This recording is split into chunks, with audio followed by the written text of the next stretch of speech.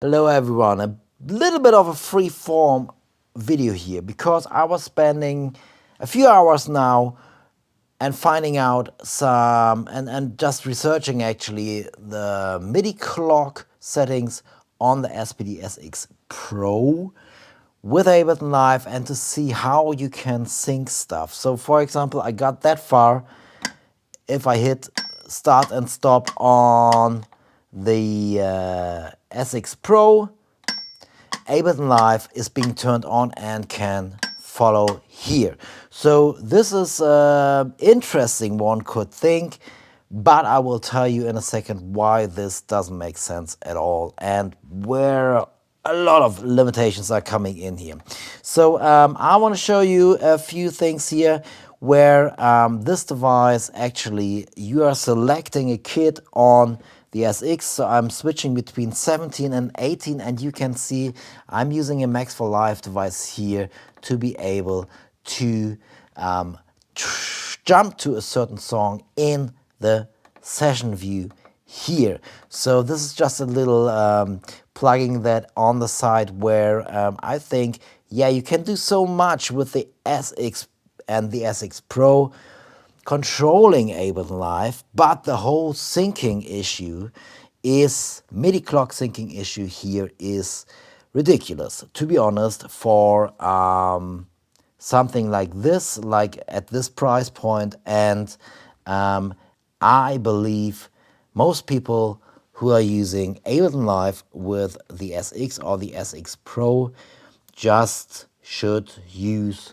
the SX Pro as a MIDI controller and as a trigger interface, which is great for that, and as a sound card because it has so many direct outputs here as well. You can route the MIDI, you can route the audio from Ableton Live to your SX Pro, and then you don't have to bring an audio interface and all that stuff here. So that makes sense for most smaller-ish shows, I would say so. So let's have a look on the MIDI clock syncing here. So if you don't know, there is a MIDI message or MIDI message type called MIDI clock, which sends BPM information. So for example, if I have the SX Pro running here and I'm just running the metronomes, and you can hear there is the Ableton metronome and this is the Ableton metronome. I'm just running this through my speakers here, and this is the SX metronome, and you can hear they are really nice in sync, and they are both being controlled via the start and stop from the SX Pro here. So that's cool, one could think, but if we are, let's switch back again. If we have a look on the tempo, so if we go into the tempo settings, which are under tools, no, they are not. They're under click, obviously, which makes sense. So if we change the value here on the SX Pro, let's go up. You can hear the metronome still stays in sync. Ableton Live's click. Maybe turn this up a little. I hope you can hear that through the mic. Okay, so that's great. If you do any tempo changes on the SX Pro, which you won't, because the SX Pro isn't able to speed up its loops at this point. I mean, it's now about 2 years-ish on the market. I would say maybe even longer.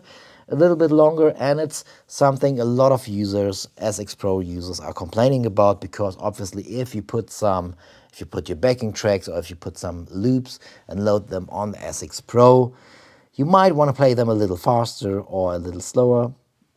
Not possible up to this point. Okay, so you can set and send up, you can set up and send the MIDI clock values from the SX Pro, and you have the whole menu here where you can set up in the system MIDI. If you go to system and then to system MIDI, and then under sync you will find sync mode, sync out on, and the TX start and stop messages here. So the BPM info, like if the tempo is changing, is the sync out here. So it's sending a constant signal when tempo changes are happening. Not only when tempo changes are happening, but like a constant signal, like I'm on 110, 110, 110, 110, 110, 110, 111, 112, 113, and so on and so forth. And this is being received by Ableton Live. And Ableton Live is listening to that. So at the moment, I'm receiving that via a MIDI cable port here. I'm not using the USB connection here, so you don't see the SPD-SX USB port here. You see a different port in my Ableton Live preferences here, and the sync clock here is being received, and Ableton Live needs to be switched on to listen to that external source here. And you can see the whole tab and BPM is being grayed out because it's being controlled via an external source, via the SPD-SX Pro here. So now the problem is, if I just turn that on and off, you can see Ableton Live starts playing. So even if I'm in arrangement, and that's one of the parts which makes it pretty unusable, it's always starting from starting from the top. When you're in arrangement and you want to play from this marker where I'm at here now, from this locator number 1, you can't do this. It's always going to start from the beginning because it's sending something, you could say it's probably something like a time code thing here or whatever. Shouldn't do that, to be honest, because it's just a start signal and it's not a MIDI time code. It's just a simple start here. So this makes it unusable for arrangement view. Now, if we go into session view, we can see that even if the transport is playing, obviously the clips are not being triggered here.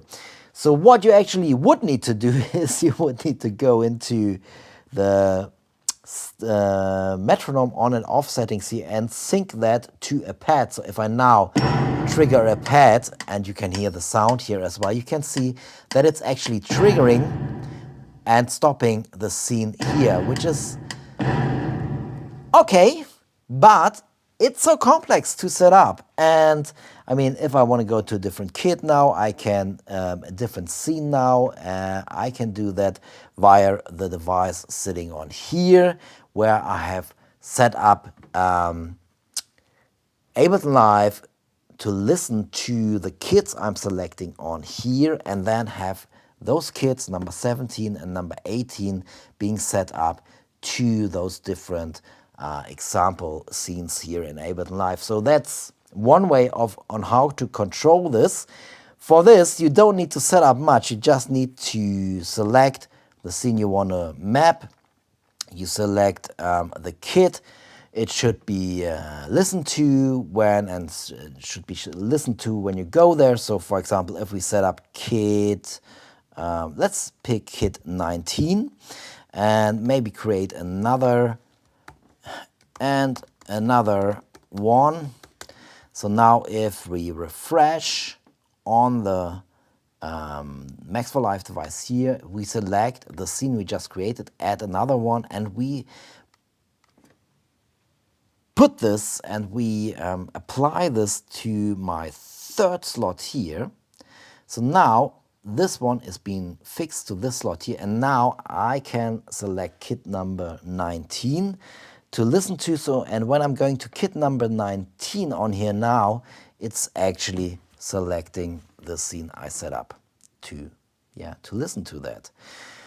So now if I hit the pad, which is linked to the start and stop, and it is MIDI mapped to the play button here in the MIDI mapping in Ableton Live, so many mappings already. This is now starting, because I need to set it up on the kit, obviously.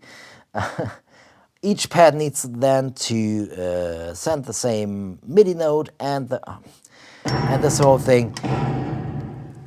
You know, it is working, but it could be just so much more easier, because what is the only advantage of this setup here? The only advantage is you're getting, when you're using an SPD-SX Pro, you're getting this click from your SPD-SX, you're getting this really, really nice click to your headphones. You can route this to your headphones. So why not get rid of all that weird syncing here, because in the end Ableton Live is the master clock here anyways. Just start the tune and send over a MIDI note from Ableton Live to the SPD-SX and have this trigger sounds inside the SPD-SX, and then route those sounds to your headphones from the SPD-SX directly. Sorry if that was a lot of confusion here. I'm just a little bit, how can I describe this? I'm a little bit disappointed that still up to this point, this not really affordable and it's not such a cheap MIDI controller here. If we just look at the MIDI controller, it can't do really the basic stuff which it is asked for. So for example, if we send a MIDI clock start and stop from Ableton Live to the SPD-SX Pro, it doesn't make sense, because the SX Pro can't change the loop's tempo. Interesting. And it doesn't make sense because when you send a stop from Ableton Live to the SX Pro, the metronome stops for a few seconds and then keeps on running. So it's not, you can't turn it off properly from Ableton Live. Sorry for the rant, but it's just like, you know, there needs to be some more MIDI stuff integrated in here, which could be a little bit better as actually for this price point here. So, but there are always ways around that, and there are ways to make this easier.